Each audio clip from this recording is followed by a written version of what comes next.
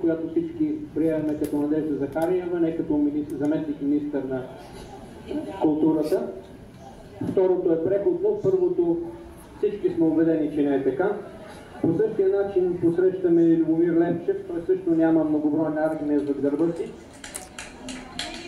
По същия начин виждам, че открито посрещнахте Любомир Левчев и господин Красин Кръстев. Искам първо да им пожелаем успех в тяхното лично поприще. И госпожа Лекова, мисля, че сега, Елена Лекова, ако съм пропуснал да извини, това е поради известното вълнение, което изпитвам.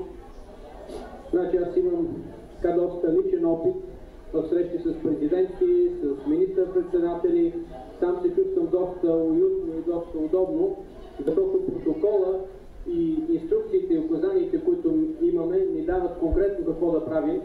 В такива срещи се чувствам малко по-неудобно, защото изпитвам аз като вас известно вълнение, надявам се това да е разбираемо.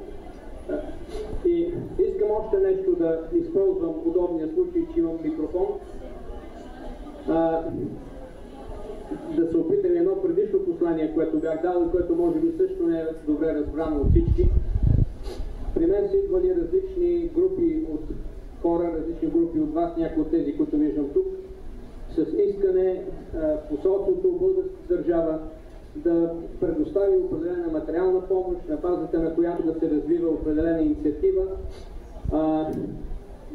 Надявам се този път да бъде още по-добре разбран.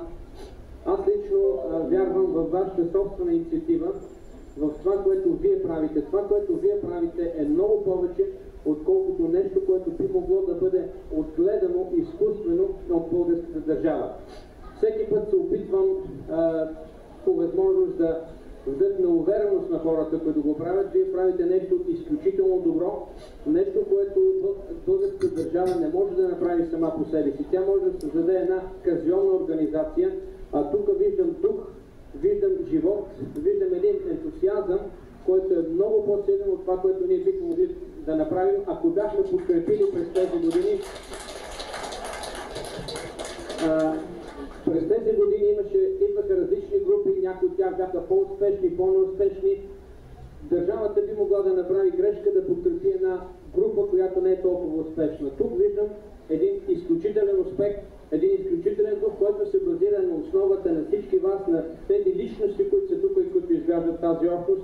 И винаги съм казвал, държавата може да подкрепи тези инициативи, тя може да подкрепи тези хора, които създават това нещо, но държавата не може по изкуствен начин да ви създаде вас и това, което сте вие. Благодаря ви много.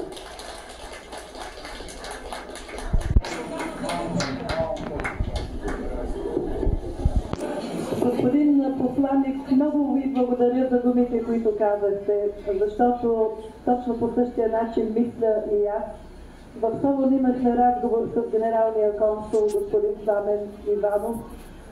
Може би това, което можем заедно да направим, ако и вие в качеството си просто на българин, на човек, за всичко, което ви хрумне като идея за преминаване на границата без препятствия между културните дейци, които са в България и хората, които живеят в Гърция. Когато помогнете тези срещи да стават по-чести, това ще бъде, може би, приноса на държавата, защото един посланик все пак има повече права от един обикновен емигрант в Гърция. Така че съм сигурна, че колкото и време да ви остава от днес нататък да бъдете посланик на България в Гърция, ще помагате с всичко, което е по силите ви, тези срещи да бъдат по-чести, защото наистина културата е, повтарям, пътната връв между емигрантите и между майката родина.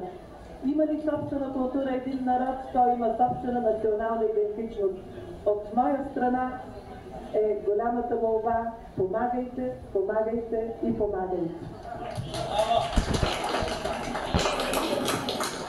Скъпи приятели, най-напред позволете ми да поздравя всички участвали в конкурсите, след това да поздравя всички наградени в конкурсите и сега една заслужена, не зная дали е изненада, моля ви само за 2 минути внимание. Искам да дойде тук госпожа Петрова.